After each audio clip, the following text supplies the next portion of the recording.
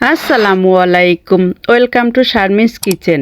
আজ আমার খুব পছন্দের রেসিপি নিয়ে হাজির হয়েছি। কচি ডাঁটা শাক দিয়ে চিংড়ি মাছ রান্না। খুবই মজার এই রেসিপিটি, আশা করি আপনাদের ভালো লাগবে।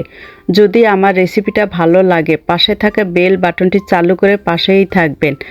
আর একটা লাইক দিতে ভুলে যাবেন না। আপনাদের একটা লাইক আমাকে কাজ করতে উৎসাহ যোগায়। আর যারা ইতিমধ্যে লাইক দিয়ে দেখছেন তাদেরকে জানাই অসংখ্য ধন্যবাদ।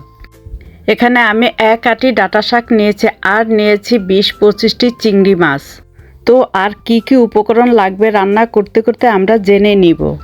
প্রথমে চুলোতে একটি প্যানে আমি নিয়ে নিচ্ছি হাফ কাপ রেগুলার খাবার তেল। গরম তেলে দিয়ে দিয়েছি হাফ কাপ পেঁয়াজ কুচি, রসুন কুচি 2 টেবিল চামচ আর দিয়ে দিয়েছি 10-12টি কাঁচামরিচ ফালি। সব কিছু আমি কিছুক্ষণ ভেজে নিব। এখন দিয়ে দিচ্ছি গুঁড়া মশলা, 1 টেবিল চামচ জিরা গুঁড়া, 1 টেবিল চামচ হলুদ গুঁড়া আর দিয়ে দিয়েছি 1 টেবিল চামচ লাল মরিচের গুঁড়া।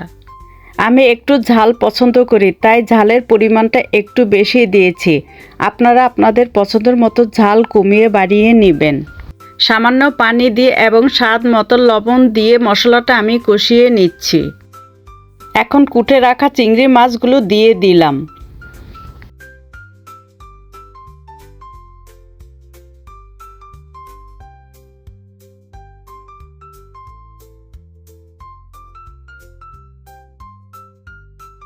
চিংড়ি মাছগুলো কষানোর পরে দিয়ে দিচ্ছি কুটে রাখা শাকগুলো। আমি শাকগুলো এইভাবে কেটে নিয়েছি। এখন দিয়ে দিচ্ছি শাকগুলো চিংড়ি মাছের সাথে। শাক দিয়ে এখন চিংড়ি মাছের সাথে ভালো মতো নেড়ে চেড়ে ঢাকনা লাগিয়ে আমি কিছুক্ষণ দমে রেখে দিব।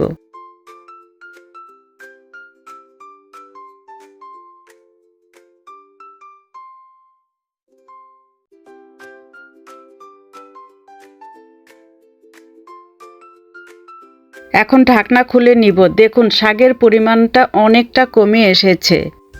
সব কিছু ভালো মতো নেড়ে চেড়ে শাক থেকে যে পরিমাণ পানি বের হবে তা দিয়ে পুরো রান্নাটা শেষ করব। পুরোটা রান্না জুড়ে চুলোর আঁচটা আমি মাঝারি করে রেখেছিলাম।